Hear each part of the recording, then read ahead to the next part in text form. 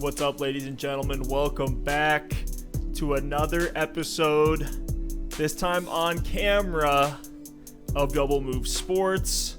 What's up, Alex? Man, this is weird. On camera for the first time. It's definitely good to be back. We had a good game last night. We're recording here on a Monday. We have a great Super Bowl recap episode planned. Today we're going to talk about the game, we're going to talk about some predictions, and then we're going to actually look forward to next season and see what's in store for these two teams. So this will be a quick one, but it should be fun. Well, look, that was a very fun Super Bowl. I don't know about you, but I'm extremely satisfied with the game that we got to end. Honestly, an amazing season. I had such a blast all year. I thought it was a very satisfying ending to it. And Alex, I think you called it. You know, I thought the 49ers were going to take this one. I was calling them all week. I called out any and all prop bets on a Kyle Juszczyk touchdown. But alas, your Chiefs took the dub. Man, what a game. There's so much to break down here. Let's start on the Kansas City side of the ball. Alex, give me your takes on, honestly, this Chiefs defense first. I think we need to break down a lot of what happened there. They played fantastic. Yeah, the Chiefs' defense was great. Mahomes led an incredible comeback, but I remember after, I believe it was 20-10, and Mahomes just threw a second interception, and it started to feel like, oh my goodness, the 49ers are about to go down, either kick a field goal or score a touchdown, and this one's over. And the Chiefs actually made a great stop, and that kind of turned the momentum. They made that stop, got Mahomes the ball, and they said, look, dude, like, we know what you can do. Stop playing like stop playing like a backup quarterback. Stop playing like David Blau and go out here and lead us back to win this game. I don't know. Mahomes looked really rough there in the first 3 quarters of the game. He was underthrowing guys. He wasn't really launching it deep. It kind of looked like when he was making his passes, he was trying to force it in there a little bit instead of just being the gunslinger that we've seen Mahomes be for his entire career. So really the Chiefs' defense started that rally, and we know what Mahomes and that offense did. Damian Williams was great. But really, if the defense wasn't able to stop the 49ers and stop them quick, we know what the Niners can do kind of bleeding out the clock with that rushing attack. So big props to the Chiefs. I remember all season the narrative was kind of like these guys can't stop the run. It felt like yesterday we were the Colts were actually in Kansas City for that, I believe it was a Sunday night or a Monday night football game, and Marlon Mack just dominated. They won 19-13, and we said, wow, the Chiefs can't stop the run. And wow, it's kind of come full circle to now when they're able to shut down one of the best rushing teams in the league. So major props to that Chiefs defense. Steph, what do you think? Yeah, the Chiefs defense, they only had 1 sack, but what they did very, very well was hold down that San Francisco rushing attack. I thought the defense that they played, especially early in the game, was fantastic. Raheem Mostert, we always talk about him as leading all the running backs in yards per attempt. He was number 1 across all running backs this season. They held him to 4.8, which that actually sounds pretty solid, but for Raheem Mostert's standards, that's his lowest performance all season long, I think. He was 12 for 58. He did have a touchdown, but man, like San Francisco had to rely on Jimmy G, and we'll talk about San Francisco specifically a little bit more, but man, the Chiefs, their defense kept them in it for 3 quarters, and then the offense did the rest from there. It really feels like the way this one went down. Talking about the Chiefs' offense, I don't know. It seems like the Niners had a very good game plan at the start of this game. I thought, man, the San Francisco defense is the real deal. They're going to be able to stop this Chiefs offense that's been so explosive. Here it comes, and we're seeing a little bit of that. I noticed a lot of the receptions coming, especially early in the game, were you could tell the Niners were playing it deep. They had Tyreek Hill, he's on these comeback routes. So as opposed to, Mahomes gets out of the pocket, we run scramble drill, and guys run to the outside, you had guys running back. I think that's because the Niners put their DBs extremely far back and protected the deep ball very well and said, hey, we're not going to let you take a big one on us. But what you did see was Mahomes eat them alive underneath. And I really think that set up the comeback as they were able to tire out the defense with all these underneath throws. Even Mahomes himself was taking off from the pocket. He had a couple rushing attempts early in that game that went for some nice yardage, couple first downs on those. So, man, Alex, what's your takeaway on this Chiefs offense? I mean, they just won a Super Bowl in one of the greatest comeback runs of all time. I mean, what more can be said about that? And then, man, yeah, Alex, give it to us. I mean, you said it well. It felt like, to me, that the 49ers pass rush was in the backfield all game.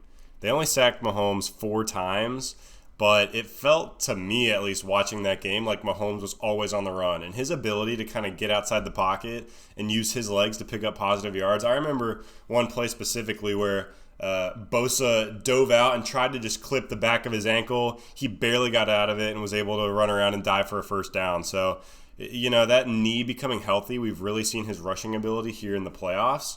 He's been doing a great job. And in a game where the 49ers were getting after him, he was able to extend plays, push it down the field. In the first 3 quarters, he was a little bit rattled, missed Tyreek Hill a couple times, definitely had some inaccurate throws there. But he just stuck with what he knows best, and the Chiefs stuck with what they do best, and they were able to finally come through. They kind of had some regression within the game, getting back to that passing attack being efficient. So, a lot of props to this Chiefs offense. I mean, Tyreek Hill showed up. There weren't any absolute boom plays. He did have the one big one down the field that was a little bit underthrown because Mahomes was under pressure. If the Niners pass rush wasn't there on that deep ball to Tyreek in the second half, it probably would have been a touchdown, but still a great throw to get that out to him. We saw Kelsey have a really strong game. We saw Sammy Watkins actually come alive there a little bit as well. Yeah, some Sammy action. Which was good to see.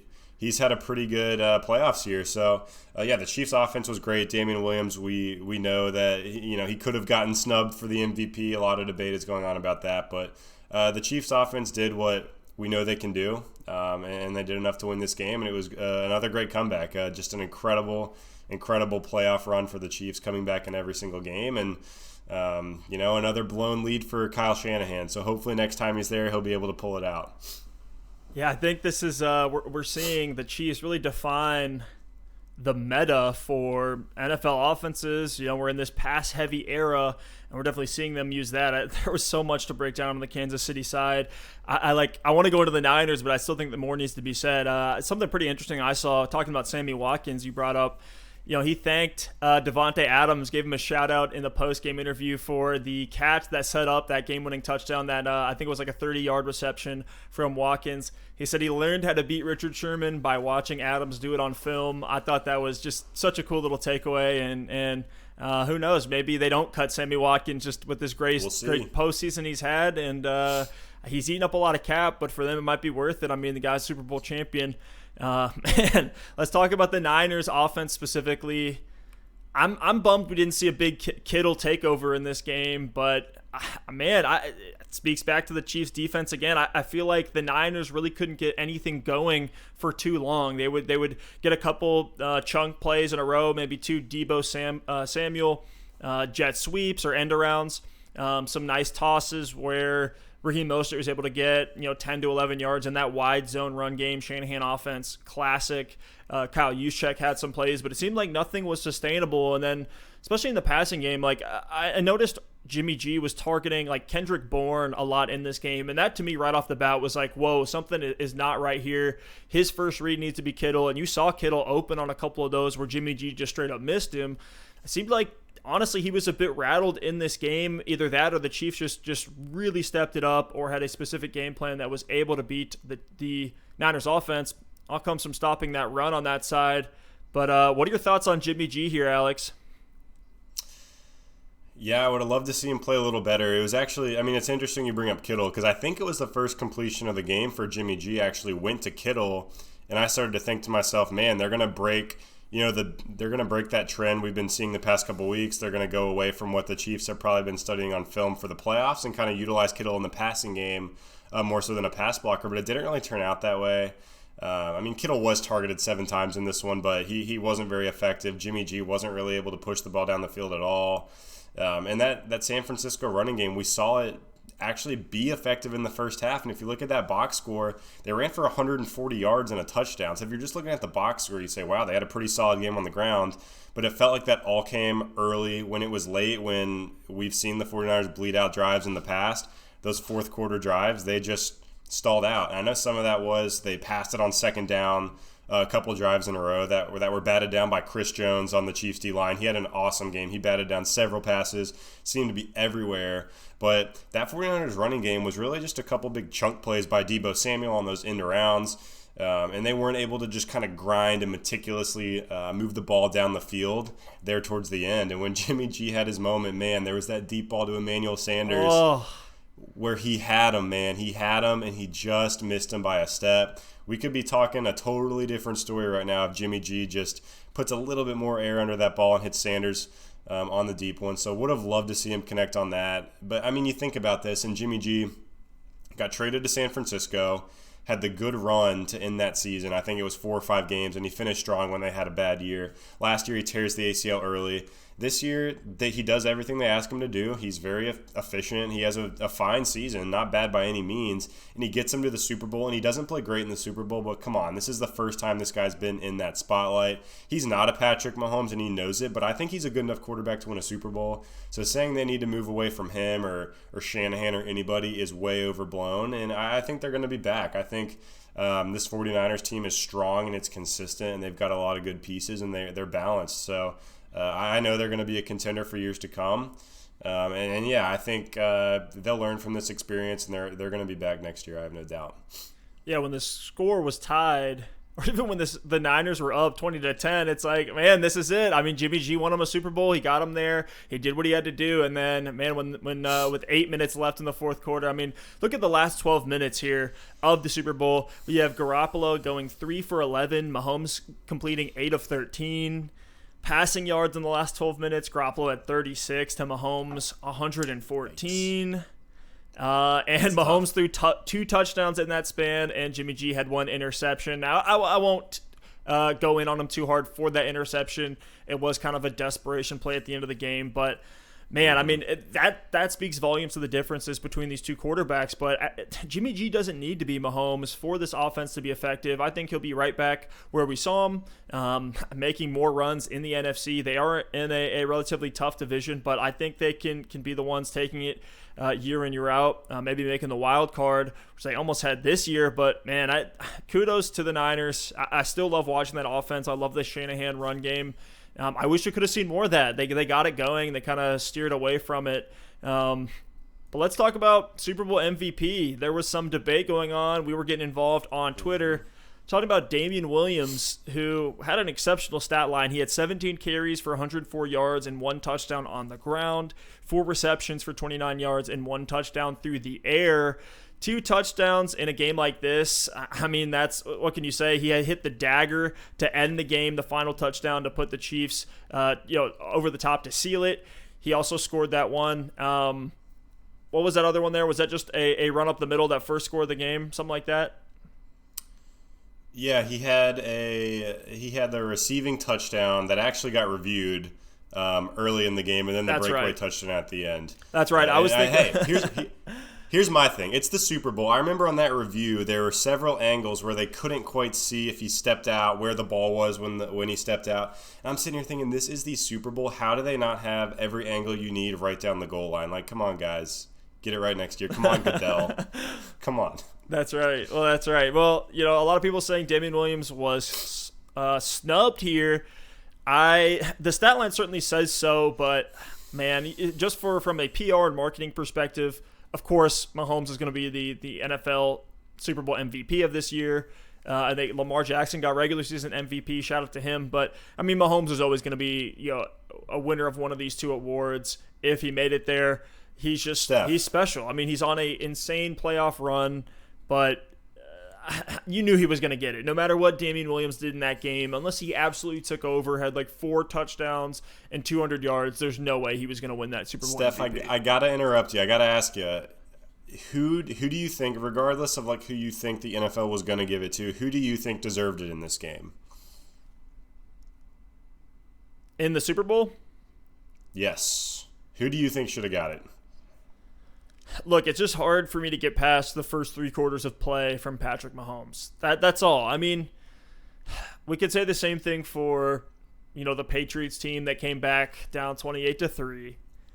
But, like, if we give it to Mahomes, it's like he had to make an incredible comeback because he put them in that situation. I thought the Chiefs defense played fantastic. And so those first 3 quarters of play, down 20-10, you're thinking we're going to lose this game because Mahomes had the worst game of his career, but he finally turned it on with like 3 or 4 just back-to-back big plays on big drives. I personally, if we're looking at purely, numbers and performance in the game, what his big plays meant, I would say Damian Williams, I think, should get the Super Bowl MVP, but also part of this award is looking at the entire postseason. It's kind of like a postseason award to pair with your regular season award, and if we're looking at that at all, if we're taking any other games into consideration, yeah, absolutely 100%, Mahomes should be Super Bowl MVP. Alex, what do you think? Yeah, I don't know if I agree with that one. I mean, I think one, it's very Super Bowl focused. I don't think this is looking at the postseason at all. We've seen a lot of different players win this award in the Super Bowl, and that was their only big game. I mean, remember Deion Branch back on the Pats having that 11 or 12 catch game, winning Super Bowl MVP, and then there was that defensive player, I think it was Wright on the Seahawks, the linebacker, who actually won Super Bowl MVP back when they won their first one with Russell Wilson because he had a pick 6 in the game. So for me, I mean, I think in this one it's still got to be Mahomes, even with that being said, just because Damian Williams had a great game, but before that big run at the end, he kind of just had an okay game, and that run was when the game was out of hand. Before that, he only had 16 carries for like 66 yards, and he had their receiving touchdown, but that was it. So it was a very standard game. Mahomes is the guy who brought them back. If you're really looking at the most valuable guy, Mahomes is the one that is the reason they won that game. Like, Williams made some good plays, but when you think about it, I don't think there was anything like extraordinary about what he did. So for me, I think Mahomes deserved it. He did have a terrible first 3 quarters, but it's a 4-quarter game, and when you look at what he did, the 2 passing touchdowns, making plays when he needed them to, with that 49er pass rush in his face, he was able to get out of the pocket and make plays and get first downs when they needed it. He had the rushing touchdown early. To me, it's Mahomes, and it was an easy choice. I'm glad he got it. I think he deserved it. But Williams definitely made it interesting and made a case there at the end. Yeah, that's fair. That's fair. And it may be the fantasy player in me that is taking the Damian Williams homer. Maybe some stock I had in him in a league this year that hurt me. But no, I like Damian Williams. There's probably some personal bias in that. I'm not going to argue against Mahomes' take here. I just think, hey, if we're going to start a debate, a discussion about it, I think there's a case to be made, but certainly not going to argue too hard with a Mahomes MVP pick in that Super Bowl. All right, so moving on from the Super Bowl, let's talk about both of these teams for next season. First, we'll start with the Chiefs. Steph, I mean, they're obviously going to be the favorites going into 2020. Do you think they've got what it takes to repeat next year? How do you think they're going to do it? Do you think they're going to have the same weapons? They're going to get rid of anybody, bring anybody in? What's your takeaway from this game looking forward? I do think they can come back, and I'll tell you why. I think it comes down to this system and the coaching staff. No matter who they have in there, no matter if maybe it's Mecole Hardman filling in for Sammy Watkins, if it's changing a couple aspects here and there, maybe some more 12 personnel, something like that. I don't know what they could come up with, but I feel like, because Eric Bieniemy is still there, which is a big part of their offense and the relationships everybody has, and I feel like the vibe of that locker room is extremely positive. And there's a lot of big personalities on that Chiefs team as well. I do think the Chiefs can make a comeback at a Super Bowl. This could be the start of a Mahomes Andy Reid dynasty. Mahomes is 24, I believe Reid is 61, so certainly some time for both of them to go on a spree. This could be we could look back at this couple decades from now, maybe tell our children, like, hey, I remember the first time we saw Mahomes win a Super Bowl. This could be one of those type of years. We'll see. But I'll tell you what, why everyone's going to love Mahomes and why he's getting, why he is the face of the league. Just watching this guy play, it's so thrilling the way that he plays, his style of play. He's like a gunslinger, but he doesn't make mistakes, which is always like, usually you think of a guy like even Brett Favre threw a lot of interceptions, but think of like Jameis Winston, right? Like, he's making these incredible deep ball throws, but also extremely accurate and doing other things at the same time. It's just unreal. This kid is an absolute joy to watch. So for the Chiefs, for me, as long as Mahomes and Andy Reid are there, I think they have a run. Yeah, I'm with you there. I mean, my biggest takeaway was, and I hope this is true as a fan of just the game and the NFL in general, I think this could be the start, hopefully, if Lamar Jackson can get the Ravens back on track in the playoffs next season. I think this could be the start of maybe a Mahomes-Lamar Jackson generation. I mean, I remember growing up, it was Brady Manning every single year in the AFC, and they were just showdowns every single time. I know we didn't get it this year, the Mahomes-Lamar Jackson showdown, but just looking at what these two young quarterbacks are doing, I really hope that it's the start of seeing the Ravens and the Chiefs play seemingly year in and year out. Hopefully we get some parity in there somewhere, but I think we're going to see some battles between these guys, and man, I'm excited for Mahomes and the kind of numbers he's going to put up. I mean, you think about it, 2 seasons as a starter, and the first one, he throws 50 touchdowns and wins MVP. The second one, it looks like he's out for season with that injury, and all hope is lost. Comes back, leads him to a Super Bowl, incredible comeback, Super Bowl MVP.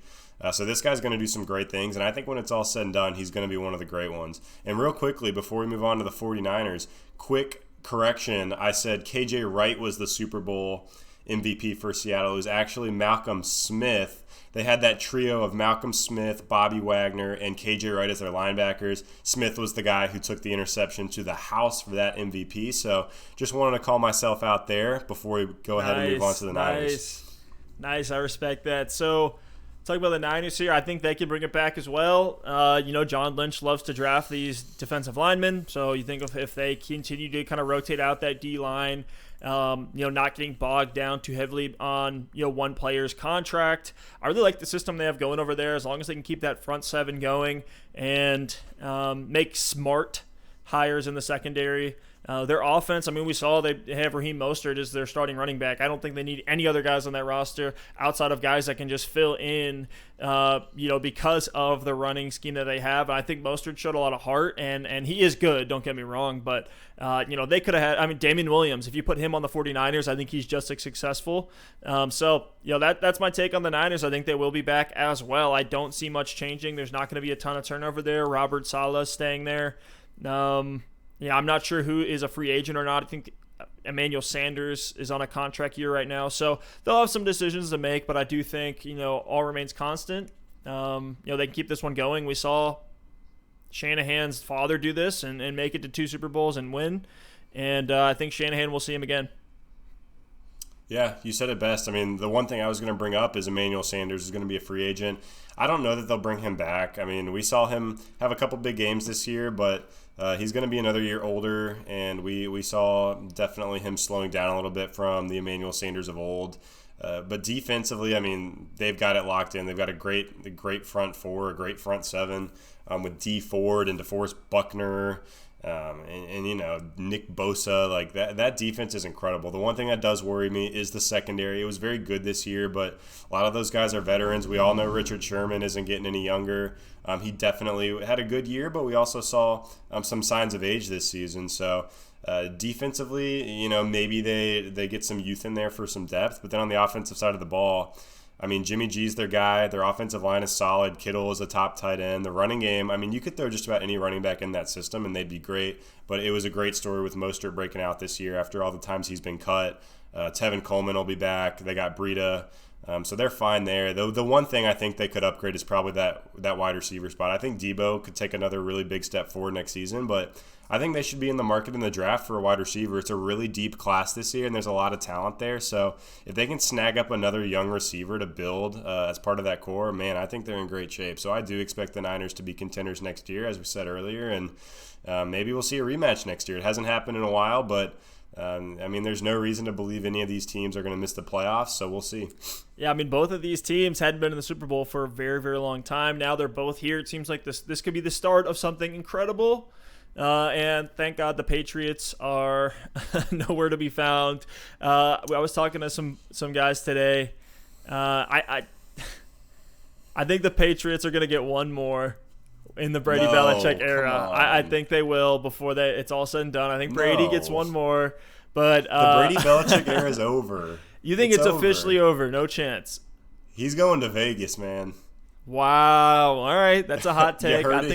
You heard it here first. I think that's a hot take, but fair enough. No, I love it. That's what we're on the show for. Well, Alex, anything else that we need to talk about on this Super Bowl recap, reactions, and reviews? I think we've covered it pretty well here today. A great Super Bowl there, and I mean, I'm sure we'll be back here soon. Maybe we'll come back with a good free agency prediction show. We'll recap the season, give out some fantasy awards, things like that. We've got a lot of good stuff planned, so no doubt we'll be back here very soon with some more great content. Absolutely, guys. Well, thank you all so much for watching. Like and subscribe, YouTube, Twitter, Instagram, and we'll see you next time.